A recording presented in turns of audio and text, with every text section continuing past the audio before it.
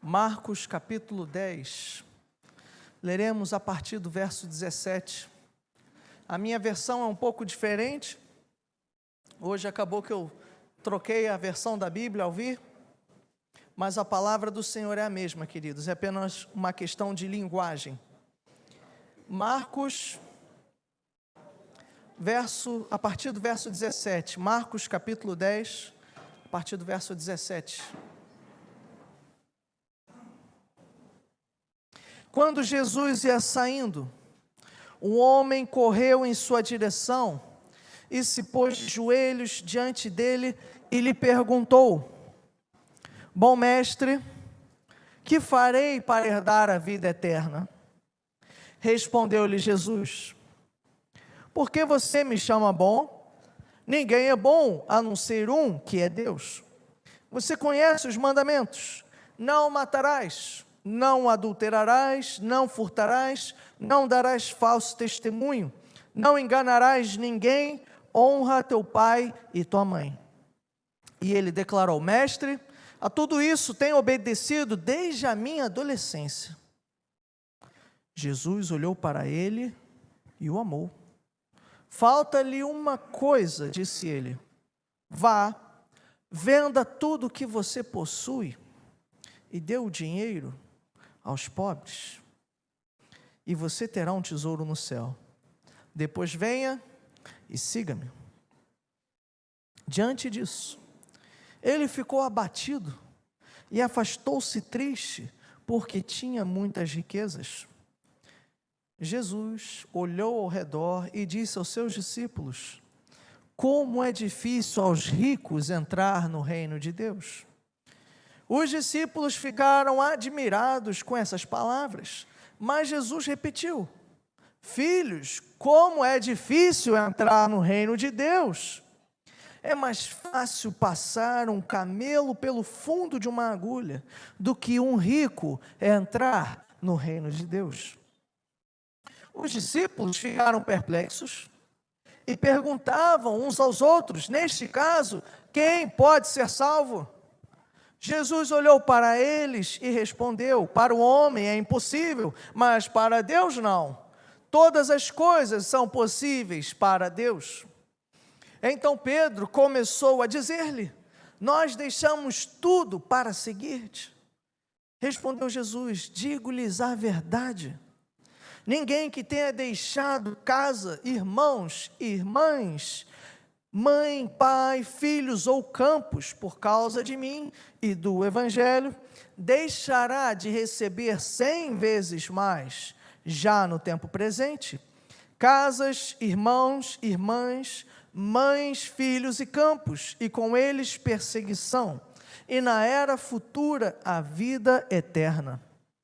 Contudo, muitos primeiros serão últimos, e os últimos serão primeiros. Amado Deus e Pai, abençoe, Senhor, esse momento de meditação, não na minha, mas na Tua palavra. Que Teu Santo Espírito tenha toda a liberdade para operar aquilo que o Senhor bem desejar em nosso meio.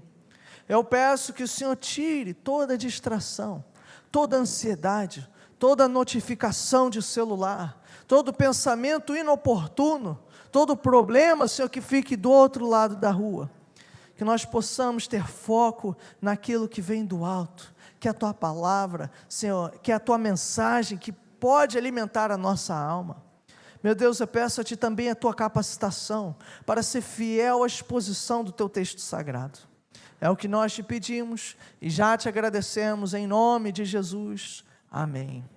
Amém. Você podeis assentar?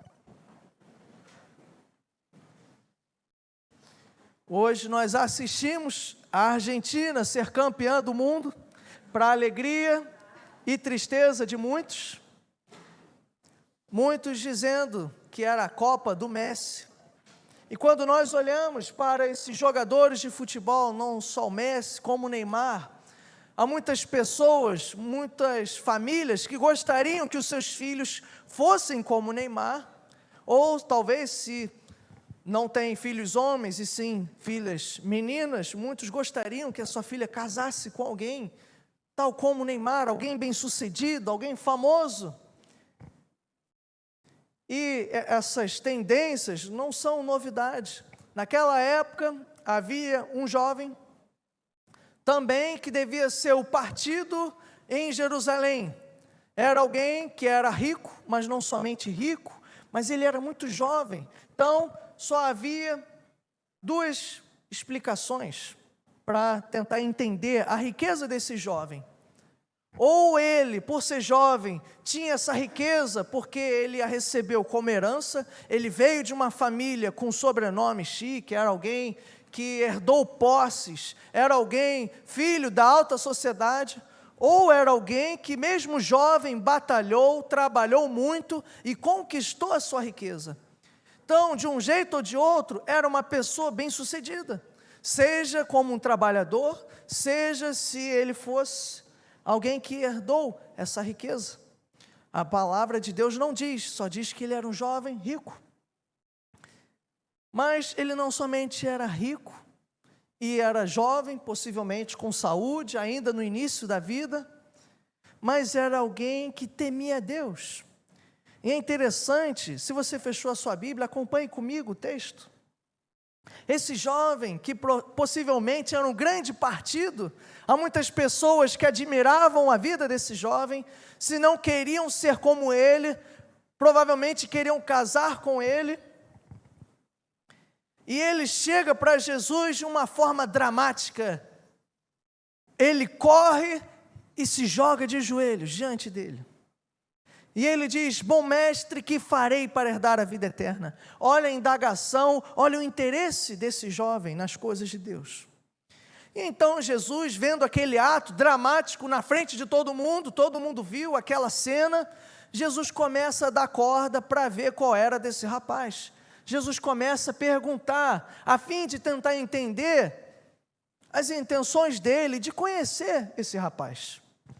E aí Jesus começa a dar corda e perguntar: por que você me chama bom? Olha, você conhece os mandamentos, assim, assim, assado. E é interessante que ele falou: mestre, tudo isso eu tenho obedecido desde a minha adolescência. E é interessante porque ele não mentiu, ele falou a verdade. Ele tinha uma fé religiosa, ele tinha saúde, ele tinha dinheiro, ele tinha toda uma vida para ser vivida, e ele era um jovem religioso. Jesus viu que havia verdade nele, e Jesus o amou. Jesus o amou. Mas é interessante, Jesus diz algo muito curioso para esse jovem. Jesus disse: falta-lhe uma coisa, disse ele. E aí eu imagino, fico pensando na cena dos discípulos, um olhando para o outro, a maioria pescadores do interior, a maioria gente simples, e aí um deve ter olhado para o outro, Jesus deve estar brincando. Não falta nada a ele, ele tem tudo, ele tem saúde, ele tem dinheiro, ele teme a Deus, ele obedece a Deus desde a tenra idade, o que falta a ele? Ele era uma pessoa que olhavam e não viam que nada faltava. Mas Jesus viu algo que ninguém conseguia ver. E Jesus disse: falta-te uma coisa. E diante disso, Jesus faz um pedido muito diferente, que alguns têm interpretado erroneamente esse pedido de Jesus. Ele manda esse jovem voltar, vender o que possui, e então voltar para seguir a Jesus. E com isso, meus irmãos, Jesus não está dizendo que a salvação possa ser comprada. Não é isso. Jesus está querendo testar o amor desse jovem. Ele está querendo saber se Jesus é o primeiro lugar ou só um dentre todos os outros lugares no coração daquele rapaz. Quando um marido ama sua esposa, quantos não se endividam para tentar dar o melhor para sua esposa, ou para os seus filhos, por quê? Porque amam, se sacrificam, às vezes deixam de comer na rua para chegar e conseguir trazer o que comer para dentro de casa. Jesus está testando, Jesus quer saber se ele é tudo para esse jovem, ou se ele não é nada. E veja, Jesus não divide a sua glória com ninguém. Jesus não quer ser 50% na vida de ninguém. Ele não mandou ele vender metade ou 99% dos seus bens, não, ele mandou vender tudo, porque Jesus não vai dividir a adoração com outro ídolo. E veja, você pode não ser rico, mas às vezes existem ídolos no nosso coração. Pode não ser a riqueza, pode ser até mesmo a família, pode ser um carro, pode ser um emprego, pode ser o lazer, o entretenimento, eu não sei. Mas a questão é que Jesus, ele quer ser o primeiro lugar na minha e na sua vida. E diante desse teste que ele fez, é interessante ver a reação do jovem. O jovem ficou olhando para o nada, imagine ele ficou perplexo, ele ficou triste. Acho que ninguém nunca havia feito um pedido desse. Tanto é que ele não falou nada, ele sai triste, ele sai ali abatido, talvez ali olhando para baixo, meio perdido. E aí Jesus, olhando aquela cena, ele olha para os discípulos e diz: como é difícil aos ricos entrar no reino de Deus. E aí é interessante, porque os discípulos ficaram admirados, porque se aquele homem que tinha tudo não vai conseguir herdar o reino de Deus, o que dirá daqueles que não têm nada, que são simples, que são pobres? Que muitos dos discípulos de Jesus não tinham estudo. E aí Jesus disse: filhos, como é difícil entrar no reino de Deus. Ele ampliou, não somente os ricos, mas para qualquer um. E aí ele vai dar um exemplo. É mais fácil passar um camelo pelo fundo de uma agulha do que um rico entrar no reino de Deus. E aqui existem duas explicações. Eu não sei quantos gostam de costurar, mas se você pega aquela agulha e você pega um fio do pelo de um camelo, não dá para passar. Então, há essa explicação, ou também uma porta que havia na muralha de Jerusalém, que era bem pequena e que um camelo não passava. Seja num exemplo ou outro, o que Jesus está dizendo é que não é somente difícil, é impossível para qualquer pessoa entrar sozinho no reino de Deus. Porque nós não entramos por conta do nosso dinheiro, por conta do nosso carro, do bairro que moramos, do contra-cheque, do sobrenome, nada disso pode nos levar a entrar no reino de Deus. Tanto é que os discípulos, diante da fala de Jesus, eles perguntaram, neste caso, quem pode ser salvo?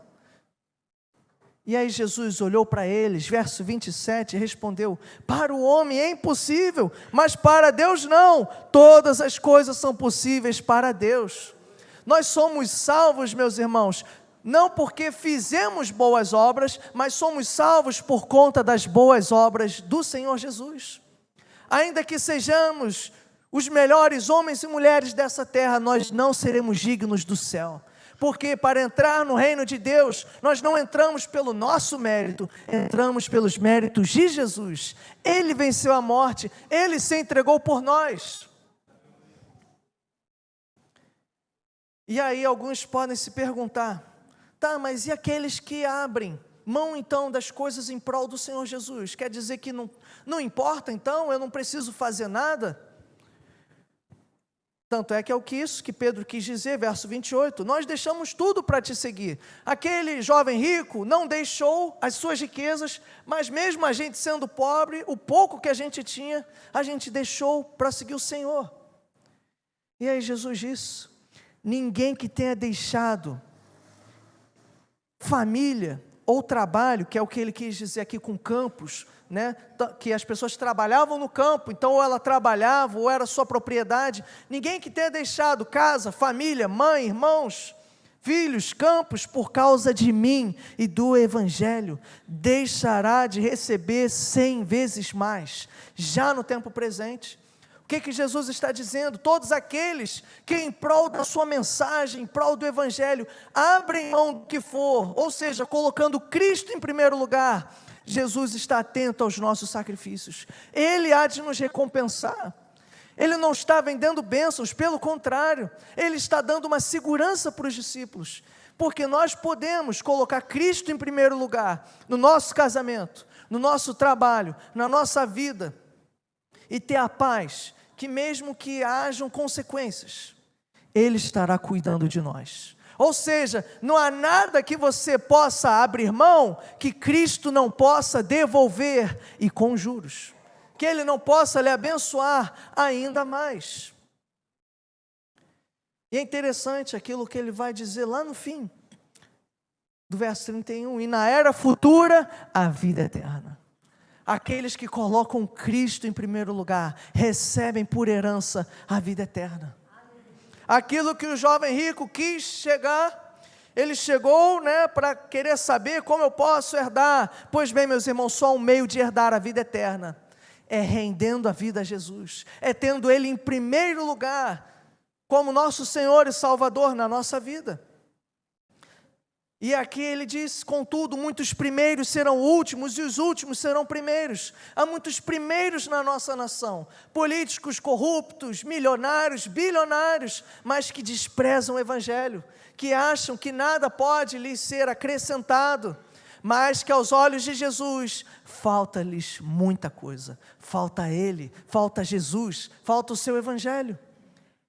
E nos últimos tempos, quando Ele voltar, muitos primeiros, os que são os primeiros na nossa sociedade, serão últimos por terem rejeitado a Jesus. Mas aqueles que são últimos serão os primeiros. Veja, não somos nós que nos colocaremos como primeiros. Ele há de honrar os seus filhos, aqueles que mesmo na simplicidade, mesmo na luta, o colocaram em primeiro lugar. E meus irmãos, será que hoje, se ao encontrarmos Jesus, e Ele pudesse olhar nos seus e nos meus olhos, será que Ele nos diria a mesma coisa que Ele disse para o jovem rico? Falta-lhe uma coisa.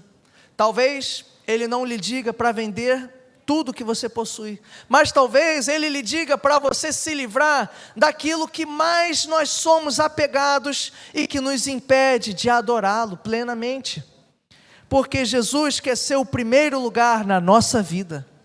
Ele quer ser o primeiro lugar na sua vida. Jesus, Ele quer ser o rei da sua vida. E a palavra do Senhor diz que, em João capítulo 3, verso 16, o verso mais conhecido da Bíblia: porque Deus amou o mundo de tal maneira, que Ele deu o seu Filho unigênito, para que todo aquele que nele crê, não pereça. Ou seja, é preciso crer para não perecer. Aos que creram em seu nome, o Evangelho de João, capítulo 1, ele vai dizer: aos que creram em seu nome, deu-lhes o direito de se tornarem filhos de Deus. Mas se você parar, às vezes do outro lado da rua, ou em qualquer lugar em Nova Iguaçu, a maioria das pessoas vão dizer: eu sou filho de Deus, mas não é o que a Bíblia diz. Não se sinta ofendido comigo, mas a palavra do Senhor diz que essa promessa da paternidade de Deus é para aqueles que se renderam à sua palavra, para aqueles que entregaram a vida a Jesus. Ou seja, para ser um filho do Senhor, precisa crer no nome dEle, precisa entregar a sua vida a Ele. Crer não é somente saber que existe, crer é render, é ter um relacionamento com Ele, é viver debaixo do comando dEle. Se um pai tem um filho, cujo filho não fala com o pai, mora em outro lugar, não conhece esse pai, não lhe obedece, não pede a sua bênção, será que há uma paternidade? Muitos filhos que crescem separados dos seus pais, nem lhe reconhecem como pais. Mas nós, se quisermos fazer parte dessa família, precisamos entregar a nossa vida a Ele. Eu não estou dizendo isso para amar ninguém, para excluir ninguém. Pelo contrário, nós queremos é que mais e mais pessoas se rendam ao Evangelho de Jesus e entrem para essa família de fé. Se você ainda não se rendeu a Cristo, renda-se hoje, porque ainda hoje pode haver Natal neste lugar. Natal é nascimento. Ainda hoje pode haver novos nascimentos neste lugar, de pessoas que se rendem a Cristo e nascem de novo, através do Evangelho, através da sua rendição ao Cordeiro, através da sua rendição a Jesus, você pode nascer de novo. Ah, pastor, mas eu já tenho 60 anos. Você vai ser um bebê nessa noite, porque aqueles, a saber que creram em seu nome, deu-lhes o direito, ato vinculado, de se tornarem filhos de Deus. Meus irmãos, que nenhum de nós fique sem se render a Ele, porque esse é um Deus maravilhoso. Ai daqueles que morrem sem estar na presença do Senhor. E o Natal não é o aniversário de Jesus Cristo. Jesus não nasceu de Maria Cristo e de José Cristo. Cristo não é o sobrenome Souza ou Silva, não é isso. Cristo é a palavra grega que vem, a tradução de Messias, que significa ungido, o escolhido, o prometido de Deus, aquele que veio para redimir o povo, para nos livrar do pecado e do inferno. O Natal, meus irmãos, fala da vinda do nosso Rei. Ele chegou, Ele veio nos salvar, mas Ele voltará. Ele ascendeu aos céus, mas Ele prometeu que voltaria para buscar o seu povo. Vivemos tempos de guerras, rumores de guerras, pandemias. Meus irmãos, tudo isso a palavra já apontava, são indícios de que Jesus está próximo às portas. Não espere Ele voltar para se render a Ele, porque será tarde demais. Da mesma forma, ninguém aqui sabe nessa noite quanto tempo ainda tem de vida. E se hoje você saísse e infartasse, para onde você iria? Que cada um de nós possa pensar seriamente esse compromisso com o Senhor Jesus, porque é uma questão de vida e morte. Nós iremos retratar nessa peça a mensagem mais bela de todas, que esse Deus, mesmo sendo rico, o jovem rico, veja bem, ele não abriu mão de nada em prol de Jesus, mas Jesus, que era o Logos, eterno, Deus imortal, ele abriu mão da sua glória, ele veio viver a nossa vida, ele veio morar no Oriente Médio, debaixo daquele calor, ele foi traído, ele foi cuspido, ele abriu mão de tudo, para nos dar a salvação, para te dar essa salvação. O jovem rico não abriu mão de nada, mas Jesus abriu mão de tudo. Ele foi tão pobre que o seu berço foi uma manjedoura, um local onde os animais comiam. Imagine os restos de capim mastigados ali, e Maria vai e coloca um pano, imagina aquele pano meio úmido, por conta da palha com baba de animais, mas eles não tinham local para ficar. Ele se sujeitou a tudo isso porque Ele te ama, porque Ele tem um propósito na sua vida. Ele tem um propósito, e como criaturas de Deus, nós podemos aceitar esse propósito, nos tornarmos filhos dEle, ou continuarmos como criaturas rebeldes dEle. Mas o Senhor fez tudo isso porque Ele quer ampliar essa família. Não há nada melhor do que fim de ano reunir a família do Senhor. Então pense nisso. Iremos ter aqui uma representação, uma cantata que falaria como seria o Natal se fosse no Brasil. É algo poético, é algo que nos fala dessa grande mensagem, mas que é uma mensagem muito séria, porque Ele já veio a primeira vez, e Ele voltará, e dessa vez, em definitivo, não haverá outra oportunidade. Então pense nisso, que o Senhor Jesus fale ao seu coração, e ainda que Ele lhe diga, falta-lhe uma coisa, que você possa dizer, falta o Senhor Jesus, entra na minha vida, entra no meu coração. Então feche os seus olhos, vamos orar.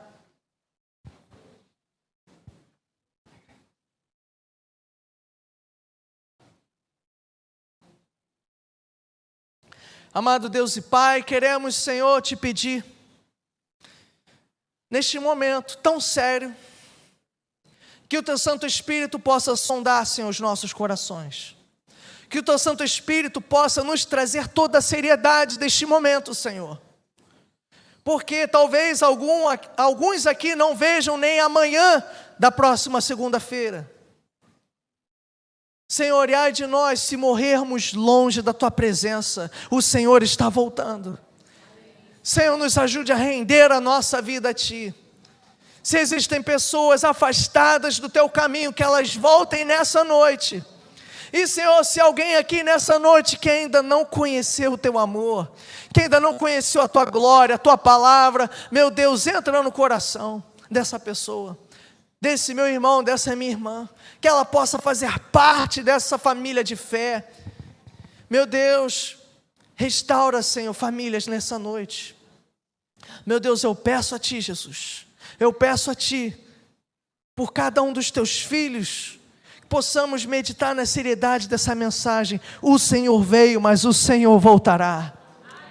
Meu Deus, nós celebramos nessa noite, através dessa apresentação, a Tua vinda. Sem a Tua vinda não haveria cruz, não haveria salvação. Mas também Te louvamos, porque foi apenas o prenúncio daquilo que o Senhor ainda fará quando Jesus Cristo voltar. Não haverá mais pecado, não haverá mais morte, não haverá mais trevas, não haverá mais cemitérios, e o Senhor há de enxugar com os seus próprios dedos toda lágrima e tirar toda dor, Senhor. Nós queremos Te bendizer essa noite e queremos Te louvar pela Tua graça e pela Tua majestade, em nome de Jesus. Amém.